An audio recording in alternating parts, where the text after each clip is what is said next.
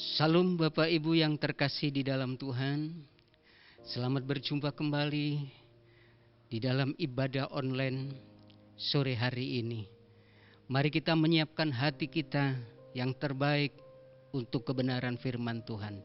Namun sebelum kita akan mendengarkan kebenaran firman Tuhan, kita akan berdoa terlebih dulu. Mari kita tunduk kepala. Bapa yang maha besar, Khalik langit dan bumi, dan Bapa kami yang sangat baik.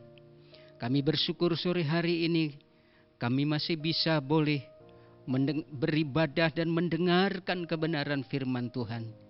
Sebelum kami mendengarkan firman-Mu Tuhan, jamah hati kami, layakkan, kuduskan, dan mohon Roh Kudus sehingga hati kami boleh bisa menerima kebenaran firman Tuhan.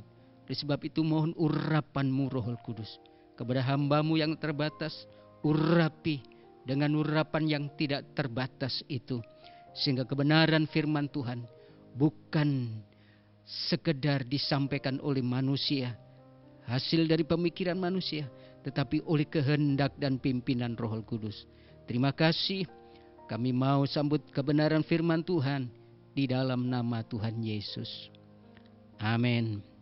Saudara yang terkasih di dalam Tuhan, sore hari ini kita akan bersama-sama membuka kebenaran firman Tuhan di dalam Matius pasal yang ke-20, pasal yang ke-14 ayat 22 sampai 33. Di dalam Injil Matius pasal 14 ayat 22 sampai 33 saya akan baca kebenaran firman Tuhan ini. Sesudah itu Yesus segera memerintahkan murid-muridnya naik ke perahu dan mendahuluinya ke seberang. Sementara itu ia menyuruh orang banyak pulang. Dan setelah orang banyak itu disuruhnya pulang, Yesus naik ke atas bukit untuk berdoa seorang diri. Ketika hari sudah malam, ia sendirian di situ. Perahu murid-muridnya sudah beberapa mil jauhnya dari pantai dan diombang-ambingkan gelombang karena angin sakal. Kira-kira jam 3 malam datanglah Yesus kepada mereka berjalan di atas air. Ketika murid-muridnya melihat dia berjalan di atas air, mereka terkejut dan berseru, "Itu hantu!" Lalu berteriak-teriak mereka karena takut. Tetapi segera Yesus berkata kepada mereka, "Tenanglah, aku ini, jangan takut." Lalu Petrus berseru dan menjawab dia, "Tuhan, apabila Engkau itu, suruhlah aku datang kepadamu berjalan di atas air." Kata Yesus, "Datanglah." Maka Petrus turun dari perahu dan berjalan di atas air mendapatkan Yesus. Tetapi ketika dirasanya tiupan angin, takutlah ia dan mulai tenggelam. Lalu berteriak, "Tuhan, tolonglah aku." Segera Yesus mengulurkan tangannya, memegang dia dan berkata, "Hai orang yang kurang percaya, mengapa engkau bimbang?" Lalu mereka naik ke perahu dan angin pun redahlah. Dan orang-orang yang ada di perahu menyembah dia, katanya, "Sesungguhnya engkau anak Allah." Saudara yang terkasih di dalam Tuhan, dampak dari pandemi yang kita rasakan saat ini, saudara, itu sangat serius. Berdampak kepada seluruh aspek kehidupan manusia. Bukan kepada kita saja, orang per orang, kelompok, tapi kepada seluruh bumi. Hal ini mengakibatkan masalah yang besar. Banyak perusahaan-perusahaan yang tutup, usaha sulit, pekerjaan sulit, dan akibatnya kalau perusahaan-perusahaan banyak yang tutup, banyak kaum buruh atau karyawan yang di PHK. Ini menambah kesusahan, masalah lain lagi yang cukup serius. Tetapi saudaraku yang terkasih di dalam Tuhan, kita bersyukur kita punya Tuhan. Tuhan yang mengerti yang masalah yang kita hadapi. Kalau kita membaca kebenaran firman Tuhan ini, para murid sedang berlayar itu pun diperintahkan oleh Tuhan. Kalau kita lihat ayat 22 ini. Sesudah itu Yesus segera memerintahkan murid-muridnya naik ke perahu dan mendahulunya ke seberang. Sementara itu ia menyuruh orang banyak pulang. Saudara, sementara murid diperintahkan dan sedang menjalankan, melakukan apa yang dikatakan oleh Tuhan. Maksudnya, para murid sedang menjalankan kehendak Allah, perintah Allah. Tetapi, saudara, kita lihat di dalam ayat 24. Perahu murid-muridnya sudah beberapa mil jauhnya dari pantai dan diombang-ambingkan gelombang karena angin sakal. Mereka mengalami masalah. Ada serangan angin sakal yang membuat perahu diombang-ambingkan. Bisa saja tenggelam saat itu. Saudara yang terkasih di dalam Tuhan, saya berpikir kalau kita sedang dalam kehendak Tuhan, diperintahkan Tuhan dan sedang melakukan pekerjaan Tuhan, itu tidak ada masalah. Tetapi nyatanya, saya sendiri sedang menjalankan perintah Tuhan. Amanat agung, merintis gereja di Sidoarjo. Saya pikir Tuhan, kalau sudah diperintahkan Tuhan, kita tidak ada masalah lagi. Tidak ada yang berani membuat masalah. Tetapi ternyata begitu banyak masalah. Khususnya yang masalah besar buat saya. Gereja kita 3 kali diresolusi. Sempat yang pertama 3 bulan tidak bisa ibadah di sini. Yang kedua, sekalipun diresolusi tetap kita berjalan. Tapi yang ketiga hampir 2 tahun kita tidak bisa beribadah di gereja ini. Tetapi Tuhan, kalau kita undang, Tuhan itu tahu. Tuhan tahu masalah yang sedang kita hadapi. Dan Tuhan memberi jalan keluar. Saudaraku yang terkasih di dalam Tuhan. Artinya apa? Artinya kita sedang di dalam kehendak Allah melakukan pekerjaan Tuhan sekalipun. Masih ada masalah. Tapi bedanya saudara, kalau orang tidak punya Tuhan, ada masalah, gulung tikar. Saya baca di Cimahi, tahun kemarin, tahun 2000 selama setahun, angka perceraian mencapai 1.500 pasang. Dan tahun 2001 itu sedikit agak menurun 817 sampai bulan Mei kemarin. Dan saudara, pengadilan agama masih belum bisa memprediksi jangka Juni sampai Desember nanti berapa lagi yang akan cerai.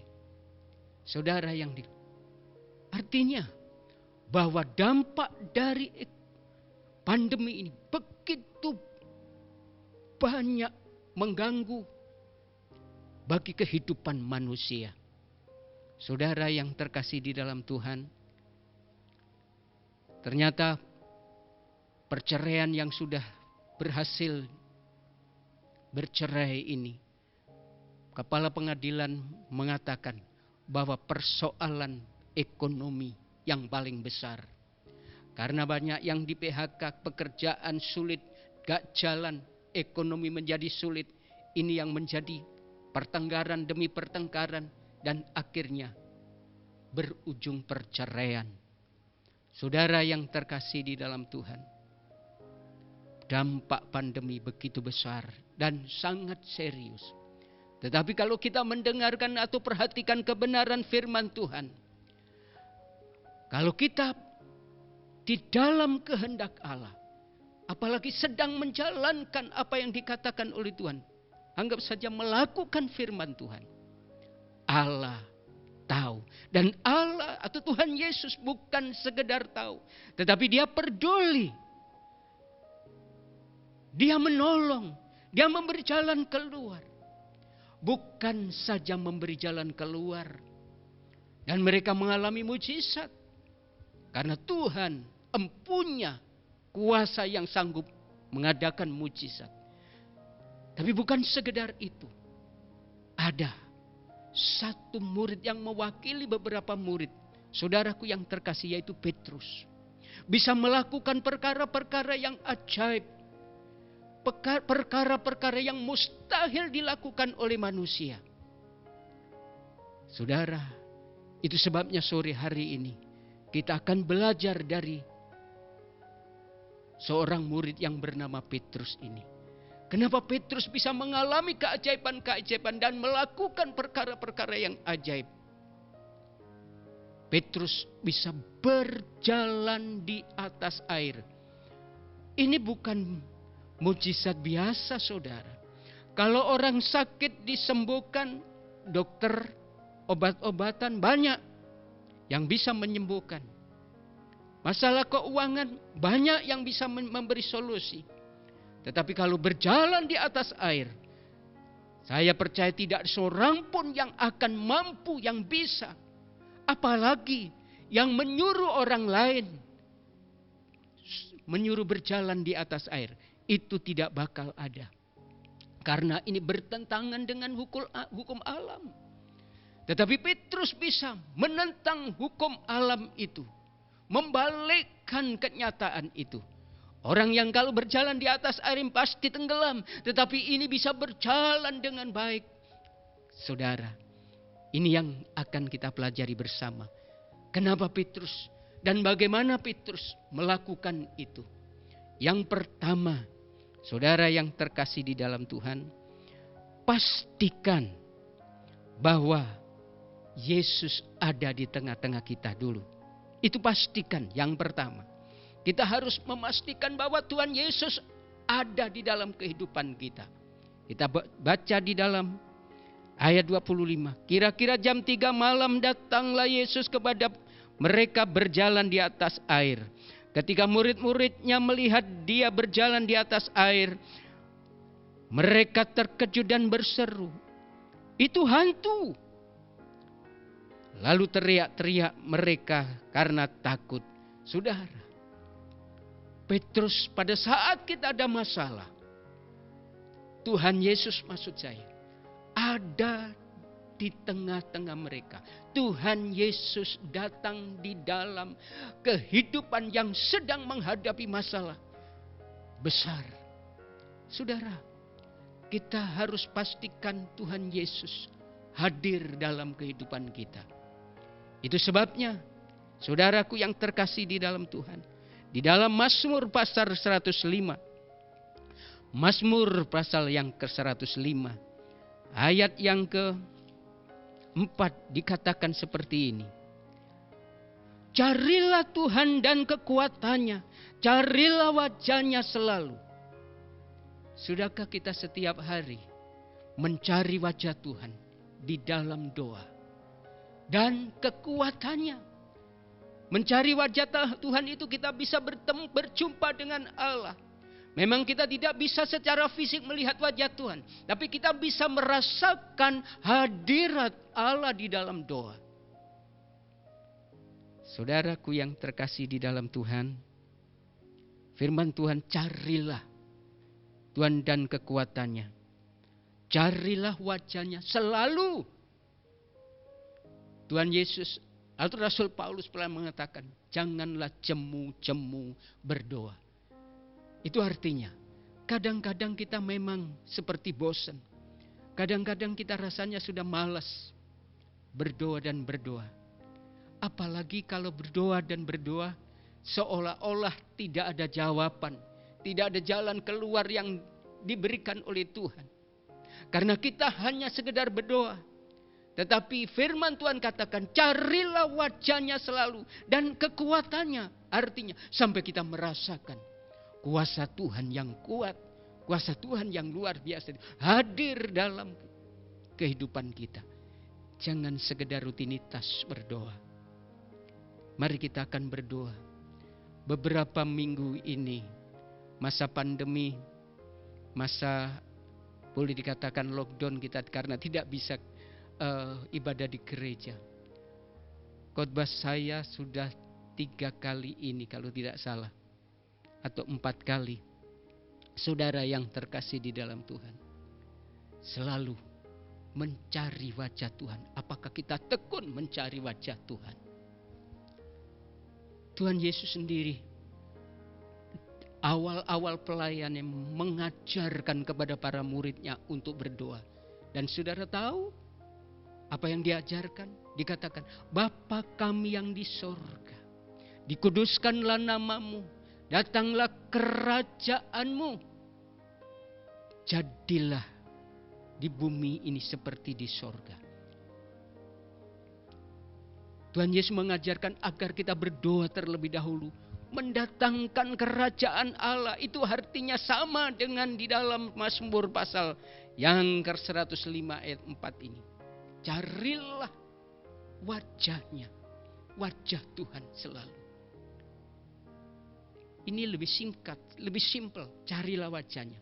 Kalau dalam Matius tadi Tuhan katakan, carilah kerajaan Allah.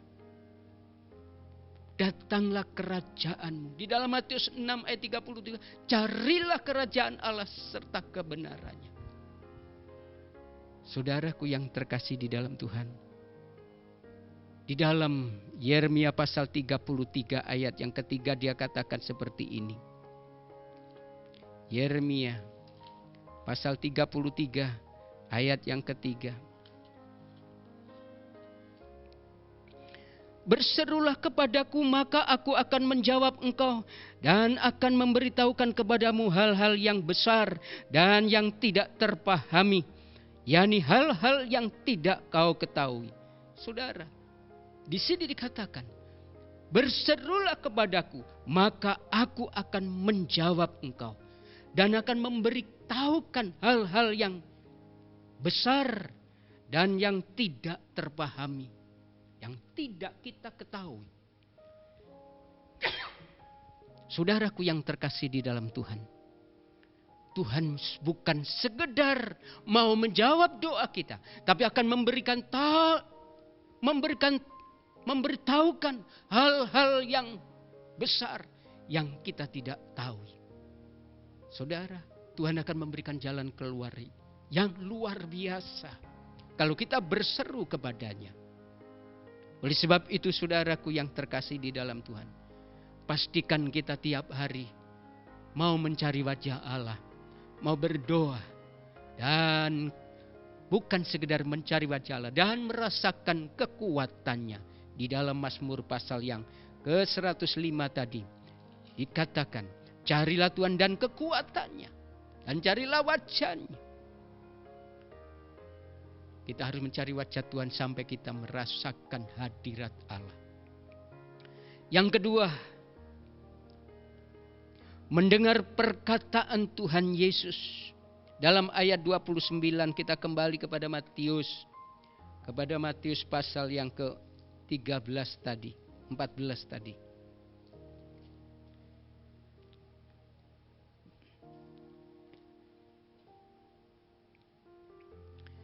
Kita lihat ayat 29. Kata Yesus, datanglah. Maka Petrus turun dari perahu dan berjalan di atas air mendapatkan Yesus. Saudara, di sini dikatakan, datanglah. Pada saat Petrus, Tuhan, kalau itu benar engkau, suruhlah aku berjalan di atas air. Dan yang luar biasa saudara, Tuhan tidak katakan, Petrus lancang kamu. Adakah manusia biasa berjalan di atas air? Adakah manusia yang lain, tokoh agama, tokoh masyarakat, atau tokoh bangsa apapun bisa berjalan di atas air? Kenapa kamu mau berjalan di atas air seperti aku? Dia tidak melarang seperti itu. Tetapi Tuhan Yesus katakan, datanglah. Pada saat kita berdoa, saudara, kita bukan sekedar kadang-kadang kita terlalu banyak permohonan, segala macam permintaan, keluhan dan sebagainya, sampai kita tidak bisa mendengarkan suara Tuhan. Kita di dalam doa juga perlu mendengarkan firman Tuhan. Bukan hanya biar Tuhan yang mendengarkan keluhan kita, kebutuhan kita, doa-doa kita, permohonan kita. Tapi kita perlu mendengarkan suaranya. Ini memerlukan telinga yang peka. Ini memerlukan telinga yang peka. Kadang-kadang suara Tuhan itu memang halus. Tapi Petrus bisa mendengar, datanglah. Sekalipun Tuhan Yesus di tengah laut dan ombak begitu banyak, suaranya bising. Tetapi Petrus masih bisa mendengarkan suara itu. Memang kadang-kadang perlu konsentrasi. Perlu ada suasana yang indah supaya kita bisa mendengar suara Tuhan. Saudaraku yang terkasih di dalam Tuhan, kalau kita mau mendengarkan suara Tuhan, terlebih ada rema, ada suara atau firman Tuhan yang khusus berbicara kepada kita, mari kita lakukan. Mari kita coba belajar taati firman Tuhan. Petrus taat kepada apa yang dikatakan Tuhan, sekalipun hanya sepatah kata. Datanglah. Apakah itu hanya satu kalimat? Tidak. Hanya sekata. Datanglah. Saudara masih ingat seorang perwira yang hambanya alias pembantunya di rumah sedang sakit parah. Ini perwira datang kepada Tuhan Yesus. Dan sebenarnya sedang memerintahkan anak buahnya untuk ketemu Tuhan Yesus. Dan Tuhan Yesus diajak ke rumahnya, sedianya seperti itu. Tapi rupanya perwira ini orang yang begitu rendah hati dan ada kerinduan ingin bertemu dengan Tuhan Yesus. Pada saat di tengah jalan ketemu oleh Tuhan Yesus, saudara. Perwira ini mengatakan, Tuhan Yesus memang aku akan datang ke rumahmu. Tuhan, kami tidak layak menerima Engkau ke rumah kami. Katakan sepatah kata saja, pasti hambaku akan sembuh. Saudara, ini orang begitu berani mempercayai perkataan Tuhan. Berani mempercayai firman Allah. Yang saat ini tidak banyak orang seperti ini.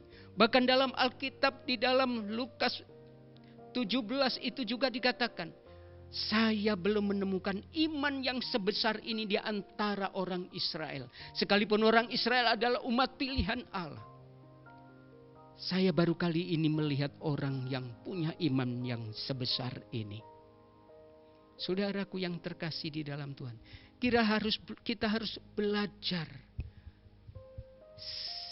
Sepatah kata pun kalau itu firman Tuhan. Sesederhana apapun kalau itu firman Tuhan. Mari kita pegang. Kita lakukan, kita percaya dan kita lakukan. Pasti akan terjadi sesuatu. Dan benar saja saudara. Waktu dia pulang. Maksud saya pembantunya yang di rumah. Sudah sembuh. Lalu tanya kepada orang-orang di sekitarnya, jam berapa tadi sembuh? Jam segini. Lalu perwira itu ingat, persis seperti pada waktu Tuhan Yesus katakan, pergilah, anakmu sudah sembuh, pembantu hambamu sudah sembuh. Saudara, firman Tuhan itu berkuasa. Firman Tuhan itu berkuasa. Kalau kita perhatikan, firman Tuhan itu yang menjadikan dalam Yohanes pasal 1 ayat yang ketiga. Tidak ada segala sesuatu di dunia ini yang telah jadi tanpa firman Tuhan. Jadi apapun yang terjadi di dunia ini dan segala isinya. Kita lihat Kejadian pasal 1 ayat 1 sampai 17 itu. Dari benda-benda langit, yaitu bulan, bintang, matahari, yang menjadi penerang, laut dan segala isinya, terang dan semuanya, tumbuh-tumbuhan, binatang, dijadikan hanya oleh firman Tuhan. Kita kalau membaca ini kadang-kadang seperti gak bermakna, saudara. Mungkin dianggap sulapan. Mungkin ada orang yang mengatakan ini kayak sulapan. Mungkin bisa kayak sulapan. Satu kata.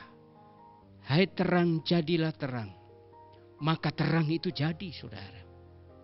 Hai benda-benda di langit, jadilah penerang-penerang dan benda-benda di langit yang menerangi bumi ini. Semuanya jadi. Jadilah tumbuh-tumbuhan muncul.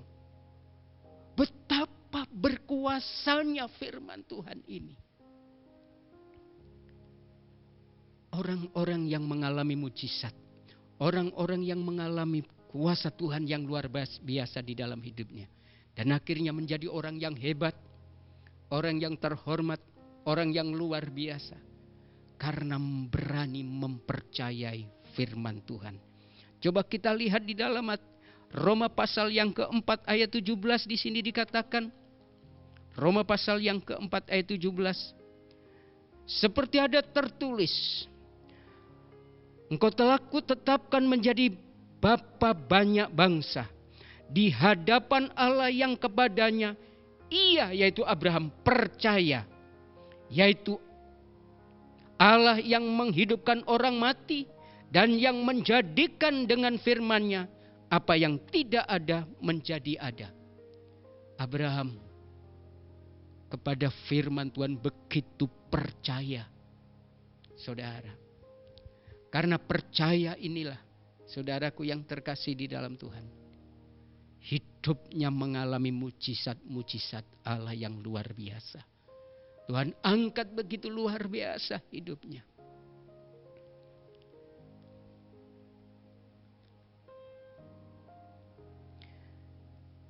Yang ketiga, tetap fokus terhadap Tuhan sekalipun situasi dan kondisi tidak memungkinkan. Kita coba lihat di dalam Matius tadi, Matius pasal yang ke-14 ayat 30. Kita lihat ayat 30. Segera Yesus 30 maaf. Tetapi ketika dirasanya tiupan angin, takutlah ia dan mulai tenggelam lalu berteriak, Tuhan tolonglah aku. Rupanya Petrus, saudara, sebenarnya pada saat dia mendengar suara Tuhan, datanglah kepadaku. Petrus mulai berjalan di atas air dengan iman. Dan Petrus mulai berjalan di atas air. Ini mulai melakukan firman Tuhan.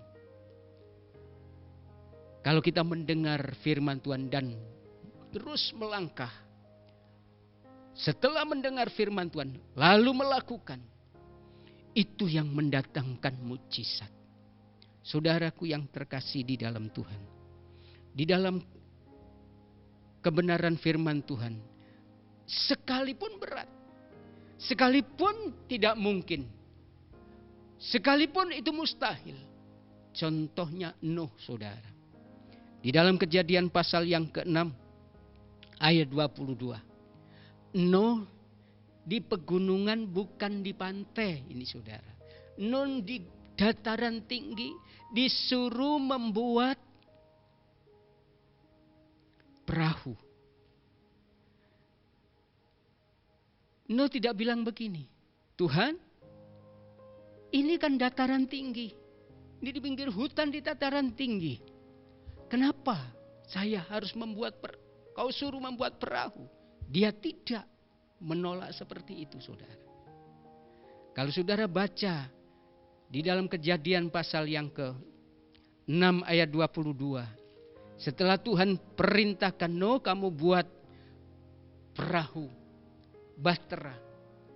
Lalu mulai bla bla bla ini dijelaskan. Lalu ayat 22 dikatakan begini. Lalu Nuh melakukan semuanya itu tepat seperti yang diperintahkan Allah kepadanya. Demikianlah dilakukannya. setelah mendengar perintah Tuhan dan serta perinciannya terhadap bahtera yang disuruh membangun ini, Nuh tidak banyak protes. Ini gak masuk akal Tuhan, tidak. Tapi Nuh langsung melakukan, sekalipun mustahil, gak mungkin. Rasanya gak masuk akal, tapi tetap dilakukannya. Kita coba lihat di dalam kehidupan Abraham. Kejadian pasal 12 ayat yang 1-3. Di sini dikatakan, berfirmanlah Tuhan kepada Abraham, pergilah dari negerimu dan dari sanak saudaramu dan dari rumah bapamu ini ke negeri yang akan kutunjukkan kepadamu. Aku akan membuat engkau menjadi bangsa yang besar dan memberkati engkau serta membuat namamu masyhur, dan engkau akan menjadi berkat. Aku akan memberkati orang-orang yang memberkati engkau dan mengutuk orang-orang yang mengutuk engkau.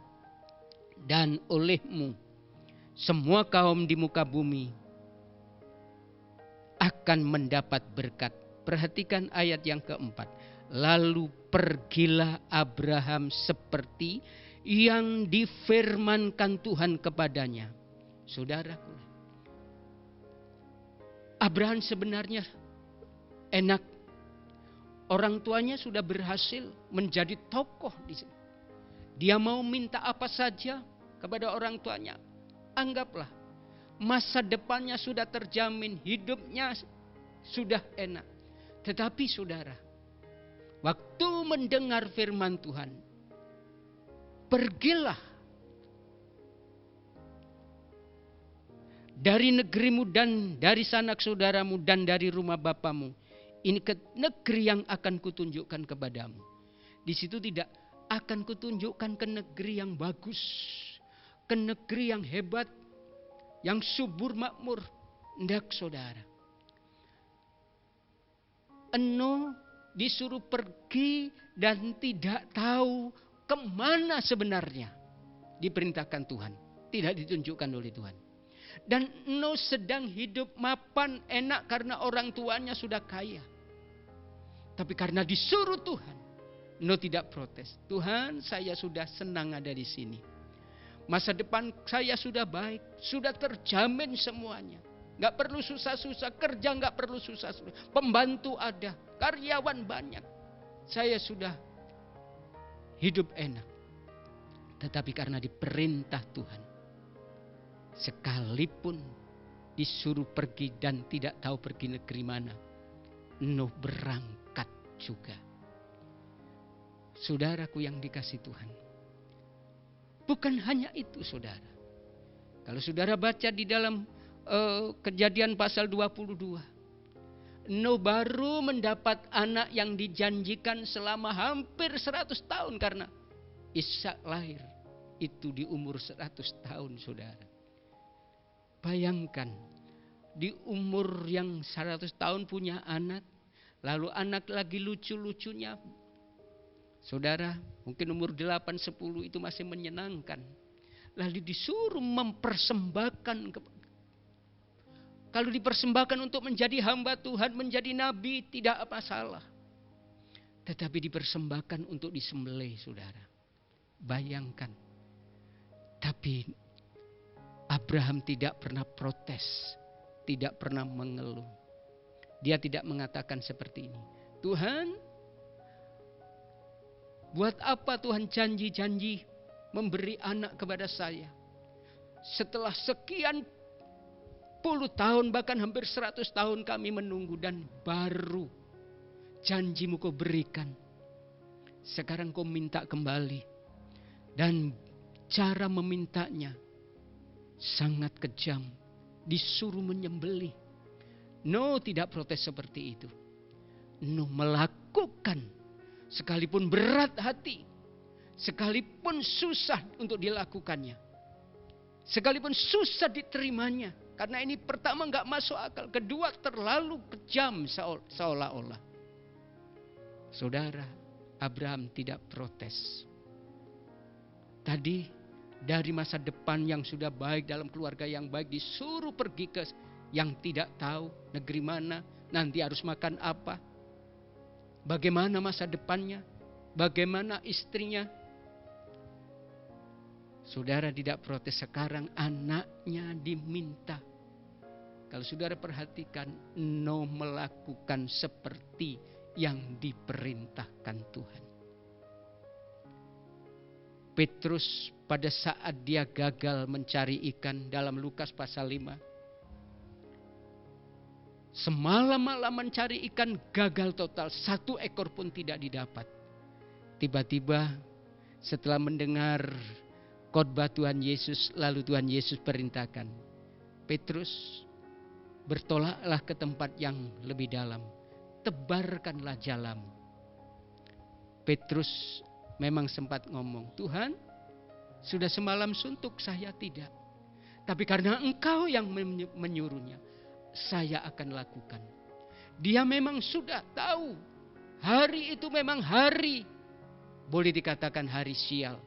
Ataupun hari sebenarnya memang tidak musim ikan, sehingga ikan kosong. Tetapi karena perkataan Tuhan Yesus, dia lakukan. Petrus memperoleh hasil yang begitu besar. 2 perahunya hampir tenggelam karena mendapat ikan yang begitu banyak. Ini keberhasilan yang maksimal bagi Petrus. Pengalaman pertama ikut Tuhan Yesus. Saudara, pastikan Tuhan bersama kita. Dan kita suka mendengarkan suaranya. Seperti domba yang mendengarkan gembalanya. Kalau kita punya hati domba, hati seekor domba, jadilah domba-domba yang baik, yang suka dengar-dengaran dengan gembalanya. Itu rahasia keberhasilan hidup diberkati, mengalami hal-hal yang luar biasa, mengalami hal-hal yang besar, yang akan membawa kita semakin hari semakin naik, semakin naik. Ingat kebenaran firman Tuhan. Engkau tidak akan turun tetapi naik. Engkau tidak akan menjadi ekor tapi kepala. Saudara yang terkasih di dalam Tuhan, kalau itu kepala pemerintahan, itu presiden, prosesnya tidak gampang. Tapi beranikah kita? Beranikah kita dengar-dengaran dengan gembala yang sanggup menjadikan kepala, yang sanggup menjadikan perjalanan kita bukan menurun, ekonomi kita bukan semakin merosot, tetapi semakin baik, semakin baik. Yang terakhir tadi yang sudah kita baca ayat 30, kita tetap fokus kepada Tuhan. Kita tetap mau dengar-dengaran dan tetap mau dekat dengan Tuhan dan fokus kepada wajah Tuhan. Sebab kalau tidak seperti Petrus, karena fokus kepada situasi dan kondisi, karena Petrus melihat sekitarnya apa yang sedang terjadi. Memang di sekitar kita nih situasi berubah-ubah, kadang-kadang anginnya besar, kadang-kadang hujan lebat, kadang-kadang tidak ada panas, tidak ada hujan, panasnya luar biasa. Itu situasi dan kondisi di sekitar kita yang tidak menentu. Kalau kita terus terganggu, konsentrasi kita terganggu dengan situasi dan kondisi, tidak fokus kepada Tuhan, inilah yang membuat banyak anak-anak Tuhan, orang Kristen tenggelam. Saya sudah menyaksikan, melihat anak-anak Tuhan dulu di gereja kita begitu setia, diberkati Tuhan, bersaksi, oh berkat Tuhan itu melimpah sampai rumah saya kayak showroom dan sebagainya dan sebagainya. Sekarang hancur, saudara. Dulu seorang pemuda yang tidak punya masa depan karena dia tidak punya ijazah SMA. Begitu sungguh-sungguh di gereja, fokus, lalu dapat istri yang baik, juga anak-anak Tuhan, setia dan melayani Tuhan. Mulai berhasil, bisa dapat pekerjaan yang baik, bisa beli rumah. Tetapi terakhir rupanya terganggu situasi dan kondisi. Orang lain begini, ikut begini. Orang lain mundur, ikut mundur. Orang lain pindah gereja, ikut pindah gereja. Saudaraku yang terkasih di dalam, situasi rupanya mengendalikan imannya. Sekarang tenggelam, lari keluar pulau, saudara. Saudaraku yang terkasih di dalam Tuhan, begitu banyak contoh orang-orang yang hanya atau yang membiarkan situasi kondisi mempengaruhi imannya menjadi tenggelam. Banyak sekali contoh. Saudaraku yang terkasih di dalam Tuhan, kita harus belajar lagi kepada Abraham. Coba kita lihat di dalam Roma pasal 4 ayat yang ke-19. Roma pasal 4. Pasal 4 ayat yang ke-19 sampai 21. Demikian bunyi firman-Nya. Imannya tidak menjadi lemah walaupun ia mengetahui bahwa tubuhnya sudah sangat lemah. Karena usianya telah kira-kira 100 tahun dan bahwa rahim Sarah telah tertutup. Tetapi terhadap janji Allah, ia tidak bimbang karena ketidakpercayaannya.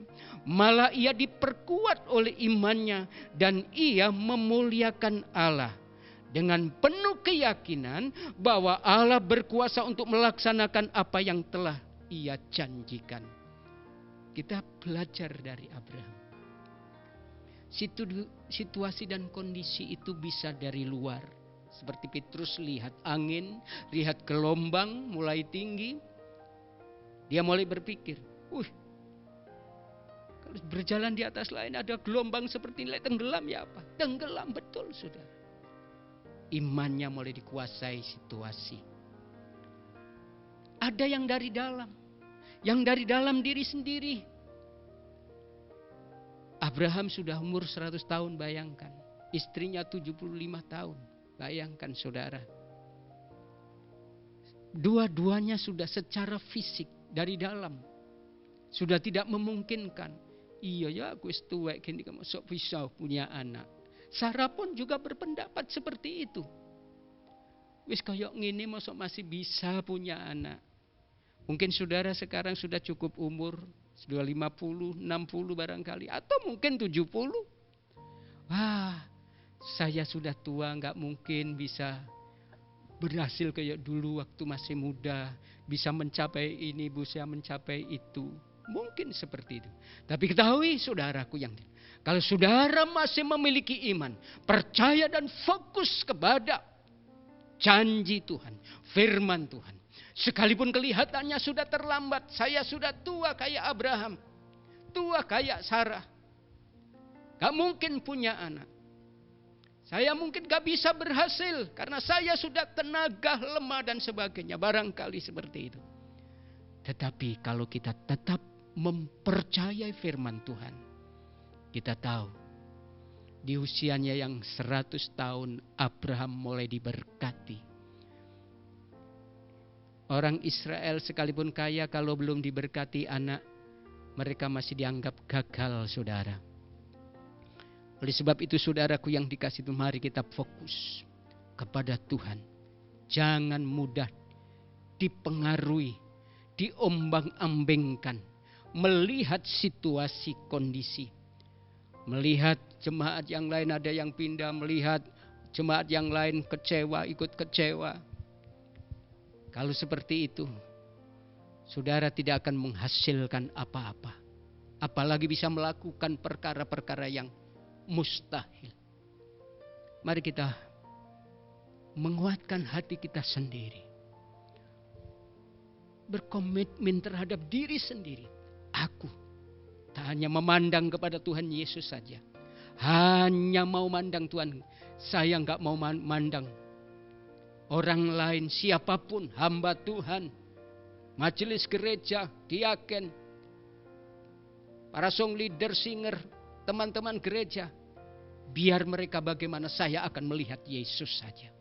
Kalau saudara kita seperti itu, hasilnya akan luar biasa. 2 Korintus pasal yang ke-5 ayat yang ke-7 mengingatkan kepada kita, hidupku bukan karena melihat, tapi karena iman.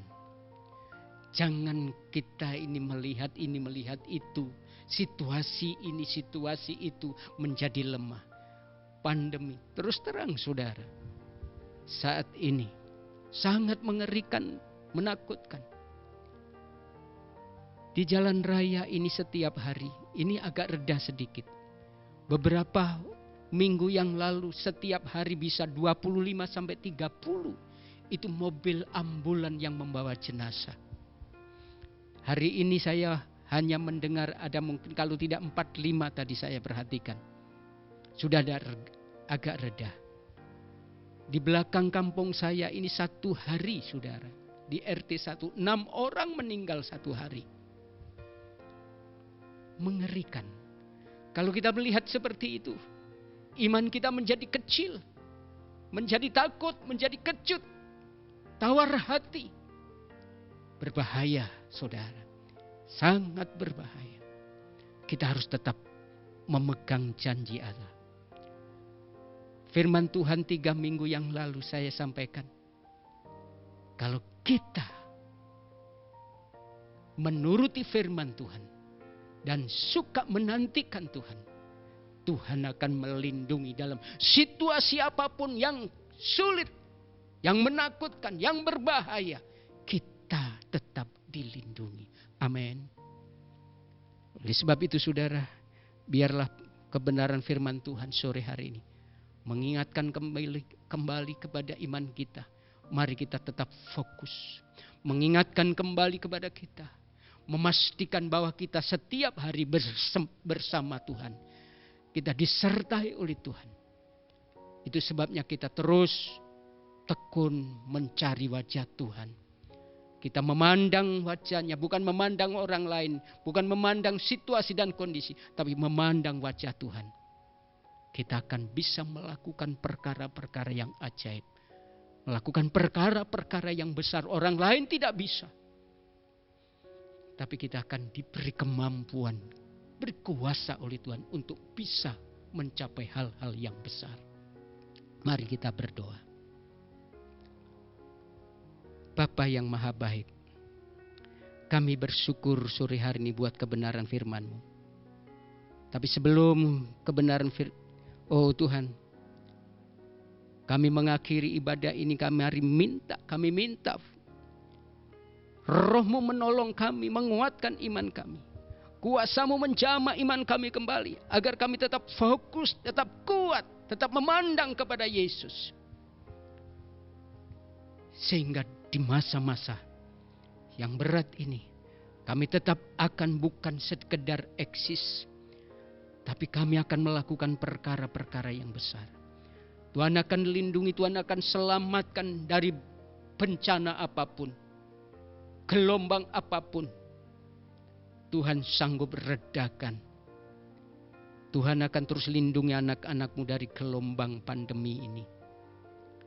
Tuhan singkirkan gelombang pandemi ini dari sekitar hidup anak-anak Tuhan. Dari Sidoarjo.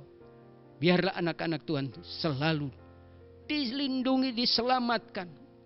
Bahkan anak-anak Tuhan boleh melihat perkara-perkara yang besar. Dan melakukan hal-hal yang besar di dalam Tuhan. Terima kasih Bapa. Terima kasih. Kami mau menyerahkan hidup kami selanjutnya ke dalam tangan-Mu. Dalam berkat nama Tuhan Yesus. Kami berdoa dan mengucap syukur. Haleluya. Amin.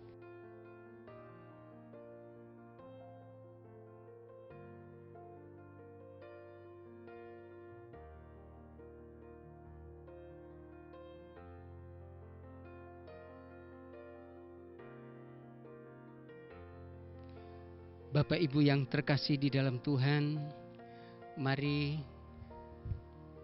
ini yang sebenarnya minggu kedua ini, tetapi karena minggu yang lalu masih tanggal 1, maka minggu kedua ini terpaksa kita mengadakan perjamuan kudus ini.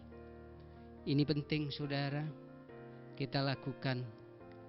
Saudara yang terkasih di dalam Tuhan, perjamuan kudus ini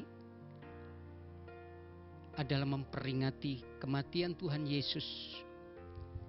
Roti dan anggur adalah lambang gambaran dari tubuh dan darah Yesus. Kemarin saya mendengar kesaksian dari seorang hamba Tuhan pada waktu kena COVID. Dia bingung cari dokter. Siapa yang terbaik? Kemana mau cari dokter?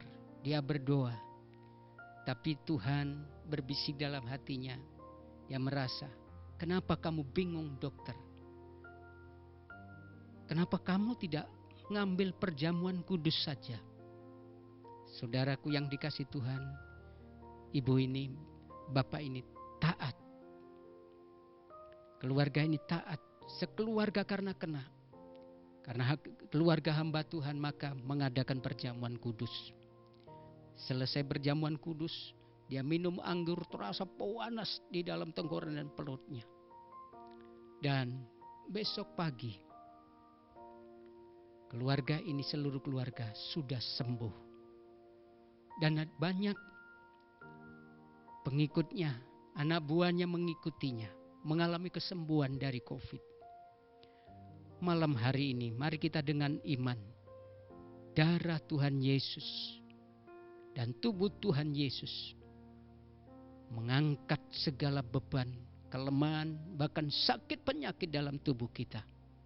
Kita akan lakukan dengan iman. Tapi sebelum kita akan lakukan, kita baca kebenaran firman Tuhan. Sebab setiap kali kamu makan roti dan minum cawan ini, kamu memberitahukan kematian Tuhan sampai ia datang. Jadi barang siapa dengan cara yang tidak layak makan roti atau minum cawan Tuhan, ia berdosa terhadap tubuh dan darah Tuhan. Karena itu hendaklah tiap-tiap orang menguji dirinya sendiri, dan baru sesudah itu ia makan roti dan minum dari cawan ini. Mari kita angkat roti di tangan kanan. Setelah pembacaan firman Tuhan ini, kita akan makan bersama. Tapi sebelumnya kita akan bawa dalam doa. Bapa, kami bersyukur kami masih diberi kesempatan untuk memperingati kematian-Mu di kayu salib. Engkau mati di kayu salib Tuhan, untuk mengampuni kami dari dosa, mengangkat dosa-dosa kami, bahkan kejahatan kami, sakit penyakit kami, kelemahan kami, pemberontakan kami. Engkau tanggung, Engkau pikul di kayu salib. Tubuh-Mu, oh Tuhan, dipecah-pecahkan di sana. Darah-Mu mengalir di sana, di Golgota itu. Hanya untuk hidup kami, tubuh kami, untuk kelemahan kami, kejahatan kami, dosa kami. Dan saat ini Engkau pikul di sana. Kami menyerahkan kelemahan, sakit, penyakit kami ke dalam tangan-Mu. Dan saat ini, sebagai ganti tubuh-Mu, kami akan memakan perjamuan kudus ini. Biarlah perjamuan kudus ini memperbarui iman kami. Sekali lagi, memperbarui hidup kami, iman kami, hati kami dari segala yang lama. Terima kasih Bapa, terima kasih. Mari kita angkat tangan, angkat di tangan kanan roti. Setelah pembacaan firman Tuhan ini, kita akan makan bersama. Sebab apa yang aku teruskan kepadamu telah aku terima dari Tuhan, yaitu bahwa Tuhan Yesus pada malam waktu ia diserahkan, mengambil roti dan sesudah itu ia mengucap syukur atasnya. Ia memecah-mecahkannya dan berkata, inilah tubuhku yang diserahkan bagi kamu. Perbuatlah ini menjadi peringatan akan aku. Karena roti adalah satu, maka kita sekalipun banyak adalah satu tubuh. Karena kita semua mendapat bagian dalam roti yang satu itu. Dalam nama Tuhan Yesus.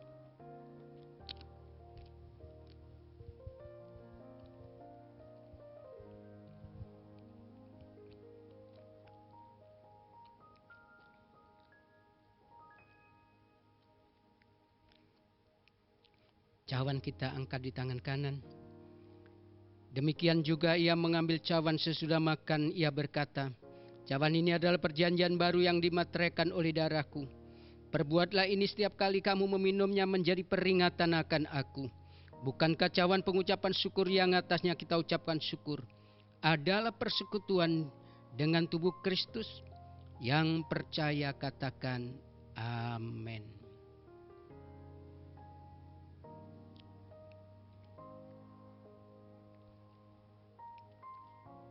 Oh haleluya. Haleluya. Terima kasih Tuhan. Terima kasih Bapa. Terima kasih Tuhan Yesus, Engkau sudah mati di kayu salib. Engkau sudah mengangkat beban-beban kami, dosa kami, kejahatan kami, kelemahan kami, sakit penyakit kami. Terima kasih Engkau sudah menanggungnya. Kami bersyukur di dalam nama Tuhan Yesus. Puji Tuhan saudara yang terkasih di dalam Tuhan. Sekarang tiba saatnya seperti firman Tuhan, janganlah engkau menghadap Allah dengan tangan hampa. Kita akan membawa persembahan kita. Dan barangkali yang minggu lalu belum mengembalikan milik Tuhan karena minggu pertama, tapi sekarang pegang di tangan saudara. Persembahan itu masukkan amplop, pegang di tangan saudara. Saya akan berdoa dan sekalian menutup di dalam doa. Bapa yang Maha Kudus, kami bersyukur buat kasih anugerah-Mu. Engkau luar biasa yang tidak pernah meninggalkan kami, tidak pernah membiarkan kami. Bahkan di tengah-tengah situasi dan kondisi yang sangat susah ini, Tuhan akan memberikan kemudahan-kemudahan, pertolongan-pertolongan, memberikan perlindungan kepada kami. Saat ini kami mau belajar memberi untuk pekerjaan-Mu Tuhan. Dan ada beberapa jemaat-Mu yang akan mengembalikan milik Tuhan yang 10. Tuhan terimalah persembahan anak-anak-Mu dan perpuluhan ini. Terimalah menjadi milik-Mu yang kudus dan berguna buat melebarkan kerajaan-Mu melalui gereja GSCA-Mu di Sidoarjo ini. Dan sesuai janji-Mu Tuhan, Kau akan membuka tingkap-tingkap langit dan mencurahkan berkat-Mu sampai berkelimpahan. Bukan pas-pasan, tapi berkelimpahan dan sekaligus menjauhkan binatang pelahap dari kehidupan anak-anak-Mu. Terima kasih Bapa, terima kasih. Kami bersyukur buat semuanya ini. Dan saudaraku yang dikasihi Tuhan, sekarang marilah kita angkat tangan kita bersama. Terimalah berkat damai sejahtera Allah yang melimpah-limpah ini turun atas kita semua. Kasih karunia Tuhan Yesus mengalir seperti sungai. Persekutuan, penghiburan, dan pertolongan daripada Roh Kudus turun memberkati dan menyertai kehidupan kita, membuat berhasil jasmani dan rohani sampai Tuhan Yesus datang kedua kali. Yang percaya katakan amin. Puji Tuhan, selamat malam, Tuhan memberkati.